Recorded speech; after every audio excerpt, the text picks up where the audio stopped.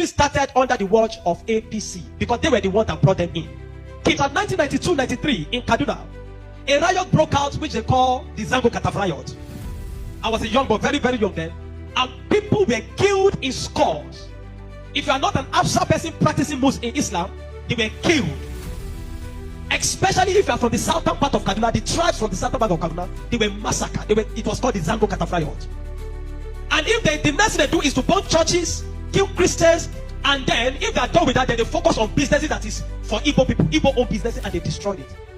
I grew up knowing that Christians are an endangered species in Nigeria. In the year 2000, when the Sharia riots, how many of you have heard of the Sharia riot? Hundreds of thousands of people were killed in Kaduna. I can remember vividly that we had to defend our house from people. They brought some Fulani boys and they faced our house. They were shooting arrows. They were spotting our zik. They spot our zik shooting arrows. You see, with all these evidences flying everywhere, you see some old Ndi Chineke Bugorono will come to the social media lying that nothing is happening, nothing. While innocent people, innocent Christians, even some Muslims will continue to be buying for nothing. The worst of all this is that you see pastors, bishops coming on air to lie against their own fellow Christians, against their own fellow human, that nothing is happening. That nothing is happening. Even myself, I am a witness. We used to stay in the north, but during the 80s, because for you to see that it's not even today that all this buying in the north started. In the 80s, we ran away. In fact, we narrowly escaped death, my whole family, and since then we never set foot in the north again. I see people who come out and be lying. Please, let's listen to these boys speech here. Very educative, very informative, and you're going to hear a lot that I've never heard. Even though I was a Muslim then, even though my father was a Muslim then, but because majority of the people in our compound were Christians, so they were willing to destroy every one of us because we're living. Did you hear that? Are you hearing that? I can remember a particular church in Mando, for those that know Mando, in Kaduna, called Chapel of Redemption. That church was destroyed. And so from that time, anytime there's a little hanky-panky in Nigeria, the first target is churches and Christians. And this has prevailed for a long time. That even if there's a problem with in another country, the Muslim and the Hausas in Nigeria will rise up and begin to kill Christians. Of course, everybody knows about this. World crisis in 2002, 2001, 2002. That somebody threw a picture of Muhammad or something in France, long away in France, and they began to fight in Nigeria. Are you following me? Christians are endangered species. Now let me give you, and that's how it has continued. Scores have been killed, and they focus on regions where there is a mixture of both Christianity and Islam. If you look at states like Kaduna, states like Plateau State, states like Nasarawa, states like Taraba, states like Benue, states like Bauchi, states like Gombe, states like Borno. These are places where they focus on because they intend to eliminate every living Christian in that place. Anybody that debunks it is a total lie, because I have grown and lived in the north. I've spent 80 to 80% of my life in the north, so I understand this thing. Several times, I cannot forget the Sharia riot. We were wrong. Especially all these pastors that used to come on air to lie of what is happening to our brothers and sisters in the north, may it affect their direct family so that they will feel the pain of those innocent Christians. Only for our lives. Even though we're Muslims, but we're still running, because as far as you are not of the ethnic group practicing what they practice, you are a victim. You can be burned alive. Many of us saw human beings that were burned alive, like roasted like yam. And it has been going on for a long time. The genocide against the Christian faith. Are you with me? Many years ago, in Kano State, a man was beheaded. And anything they talk about, he said blasphemy. And guess who was the person that led it? The man called Sanusi, Lamido Sanusi, was the one that led him on. And they beheaded him. They killed the Igbo man. They killed him and they put his head on the stake and they were using it to parade the city. You will understand of a woman also that is an evangelist. Evangelist Eunice, that was preaching about 2016 or 18 in Abuja, and they killed her. We cannot talk about a young girl called Deborah Samuel that was killed. I schooled in church, and for years the people of Plateau have been massacred. Riot breaking out every single time. The world that the moment anything happens, the next people that are victims are Christians. And it is unfortunate that all this year the government have not been able to do anything about it. But the agenda is deep. Are you with me this morning? Why am I saying? Because I don't want us to be an ignorant people. If we are ignorant people, they will control the narrative. And these days, let me tell you this truth. God will not come and fight for you. Remove that thing from your mind. If Christians don't rise up, pray from now till tomorrow. God is not coming to fight for you. Are you with me? Now, in the year 2009, Boko Haram started. Boko Haram started because of a section. It was a political movement. They created Boko Haram as a political talks to bring confusion into the government of Goodluck Jonathan, and to be able to, destroy any opposition, starting from Borno State, under the watch of a man called Kashim Shettima, which is now the vice president of Nigeria. Kashim Shettima and the other man, Ali Mohammed Sharif. These were the people that started the business of Boko Haram as a political talks to be able to oppose their opponents. But after a time, the ideology grew and they began to destroy. Now, it became a problem and they began to use it to destroy, bombing here and there. In 2009, 2010. As of 2010, a man led a meeting in Jos. Are you with me? He led a meeting that they were going to annihilate Christians within the locality of Plateau, Borno, Plateau, Bauchi, Kaduna, and Nasarawa. And he said they are going to perform jihad. They will bring jihad and they will go to Kida. If the Islamic leaders are not willing to lead them, he is ready to lead the movement. I have the minute of that meeting in my phone presently. Guess who is that person? Issa Pantami, that was the former minister of communication under Buhari's regime. And several times, these are people that are terrorist sympathizers. And that is why the Nigerian army has not been able to win the war against the terrorism. Because people have, the terrorists have infiltrated the Nigerian ranks, the army ranks, so they cannot win the war. That said, Osama bin Laden was a better Muslim than he is. He was sad when Osama bin Laden was killed. And he has said it several times that Boko Haram should not be killed. He said they are their Muslim brothers. How do you win a war against terrorism when there are people high in government that are sympathizing to terrorism? How do you win that war? Now, there are 4 categories of insecurity or people that are causing insecurity. Number 1, you have Boko Haram. Number 2, you have bandits. Number 3, you have Fulani herdsmen. Now I'm going to show you how they are connected. Many people don't know. The Boko Haram and the Fulani herdsmen have one mission. The mission is simple: Islamize Nigeria. Come to a territory that are Christian dominated, kill everybody there, occupy their land. Go to Benue, look for a community, kill them there, occupy their land. That's always it. Boko Haram and the Fulani herdsmen. Have you noticed that Fulani herdsmen they don't kidnap, they kill? There's hardly a place you hear that Fulani herdsmen capture that they say these are Fulani herdsmen. No, when they go, they kill. How do they kill? They kill with guns. You must now ask yourself, how does a Fulani man get AK-47? Do you know the cost of one AK-47? One AK-47 is over $1,000 something. Where will a Fulani man be able to obtain to get one AK-47? Are you with me? And now, so you will know that there are people that are sponsoring this movement. Then the Boko Haram and the Fulani men, they go about Christian-dominated areas. You will understand that when this terrorism started in Nigeria, that only people that were killed were Christian churches. You will not hear that they kill anyone. It is Christians and churches. I remember in Kaduna then that churches began to look for security men to guide their churches in every service day. Otherwise, you can be in church and the next is boom, everybody dies. And churches that don't have money to hire soldiers began to use some of their members. I was a member of the security team in my church in Deeper Life in Kaduna in 2010. Because we don't stay in the church. Once I come to the church in the morning, we stay outside, moving around patrolling, because anybody can come and drop anything. So when Boko Haram started, the majority of Muslims, the Hausa, Northern Muslims, the Hausa, they were happy.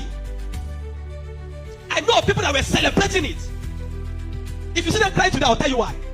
At the initial beginning of this thing, they were happy celebrating the killings of Christians. They said they are purging Nigeria of army. It was majorly of Christians and Christian-dominated areas.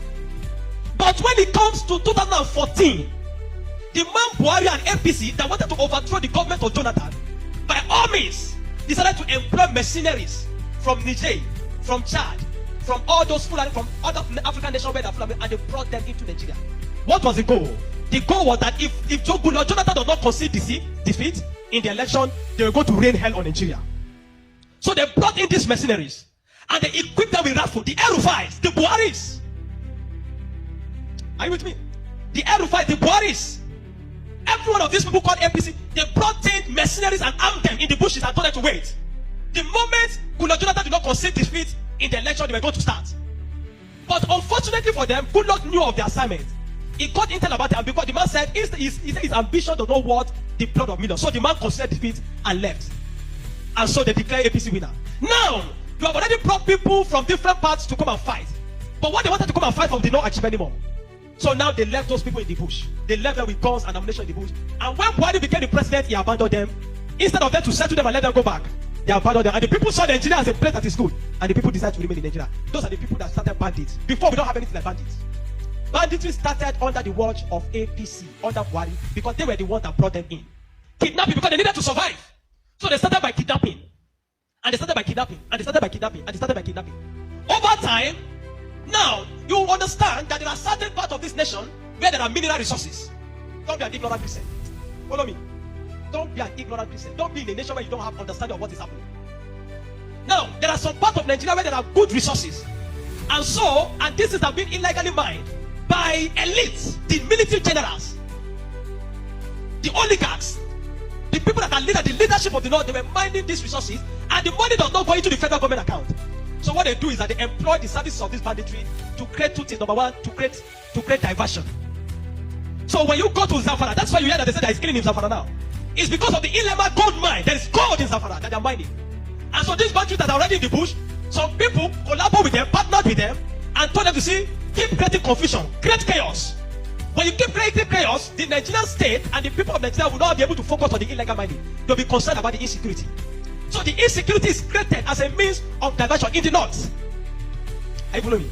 It is created as a means of diverting the attention of the military and the Nigerian populace from being able to focus on the illegal mining of resources.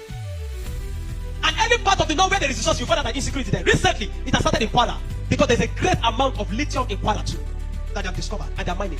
So they partner with the Chinese because the people that does this illegal mining are the Chinese.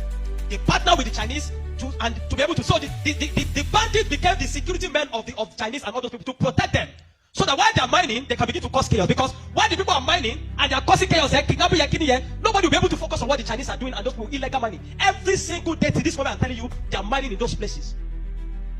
And they will take it to an airfield in the bush and fly it out of Nigeria.